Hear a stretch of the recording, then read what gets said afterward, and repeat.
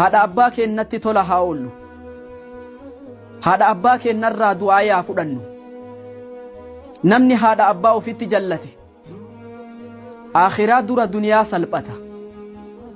Haadha abbaa kee yoo qabaatte tola itti ooli.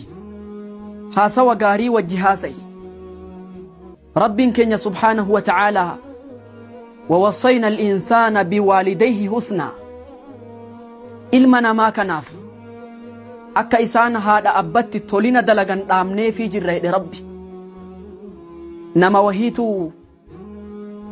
haadha mana isaa wajji osoo jiraatu haadha isaa of biratti dabalee wajji jiraate. Haati isaa tun daa'ima inni da'e isaa qabdi. Nama haadha ufii sadarkaa nama jala dalaguu haadha ufii godhe laala. Osoo haati manaa jirtu haadha isa deette isa guddiste ilmoo tiyyallee guddisi jedhee ilmoo baachise haadha ufii. Gaafa tokko haadha mana isaatii warqii bituudhaaf magaalaa bahe. Haadha mana isaa harka qabatee haadha isaa immoo daa'ima harka kaa'ee deeman. Gaafa deemanii magaalaa warqii dhufan haati manaa laallata.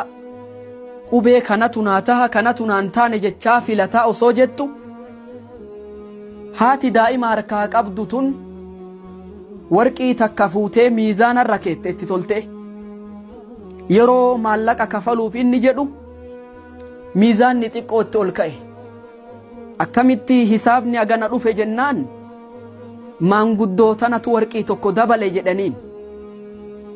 Mataa talbasu alcajuuza dhahab. Yoomi as maanguddoo warqii uffatuu eegalte jedhee haadhan loli. Haati rifattee daa'ima san lafa keettee duwida galte.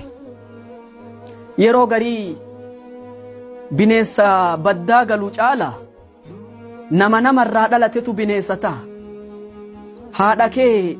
Haadha manaa kee hin caalchifatin. Abbaa kee nama biroo caalchistee hin laalin.